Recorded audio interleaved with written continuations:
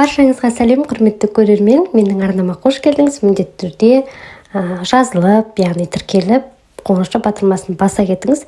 Бүгін өте оңай әдіспен, қарапайым құраммен осындай қаттаманы жасайтын боламыз. Өте дәмді, күтірлеген, ауызда еритіндей болып шығады. Бір шайда жиынып қалады, ысылай жиынатын болады.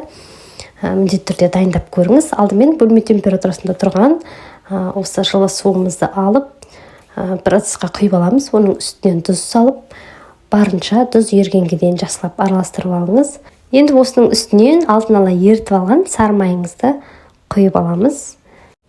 Міне осы бір 2-3 заттан ғана тұратын құрамы қарапайым, бірақ өте дәмді, ауызда еритін, ыстық күйінде бір ғана шайда жиынып қалатын өте әдемі қаттамадан болып шығады. Енді ұнын бірте-бірте осылай қосып отырып, қамыр илеп алатын боламыз. Өте жұмсақ, қатты қамыр илеудің ешқандай қажеті жоқ. Жұмсақ, сонымен қатар қолға жабыспайтын, қазір көрсетемін. Міне осындай қамыр илеп алыңыз. Енді осыны 10 минутқа қоя тұрыңыз. Міне тыңған қамыр осындай біркелкі тегіс болып әдемі болып шығады. 2 бөлікке бөліп алдым. Енді кішкене ұн сеуіп, кәдімгі астың қамырын жайғандай етіп, жұқалап жайып аламыз. Одан кейін ерітіп алған сары майымызды осылай барлық жеріне жеткізіп жағып аламыз да, бір жаймамызды қоя тұрамыз. Одан кейін екінші жаймамызды жайып алғаннан кейін жаңағы жаймамызды жайып, оның үстіне екіншісін жайып, осылай бір-бірінің үстіне беттестіріп шығамыз. Одан кейін тағы да сары ерітілген майымызды жаққаннан кейін осындай жіңішке бөліктерге пышақтың көмегімен бөліп алыңыз.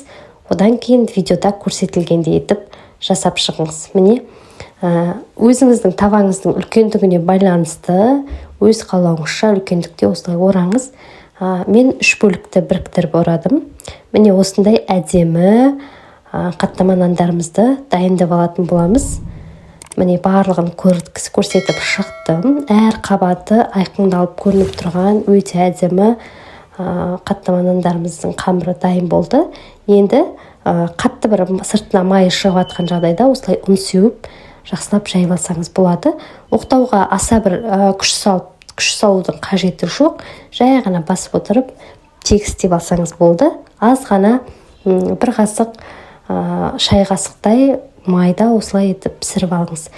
Міндетті түрде оты қаттылау болғаны жақсы. Сол кезде кәдімгі қып-қызыл болып, қытырлап пісетін болады.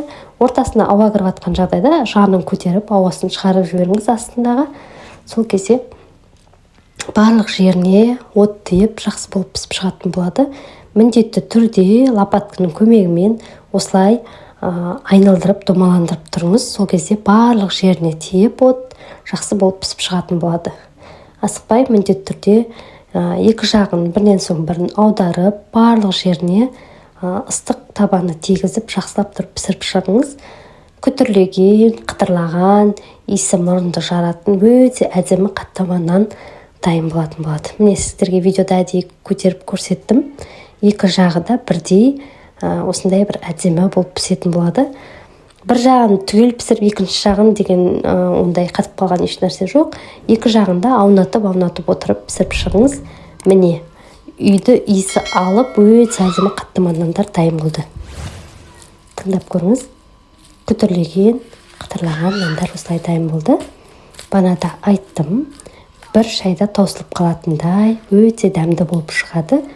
Міне қараңыз, үгітіліп тұр ғой, кәдімгідей барлық несі ашылып.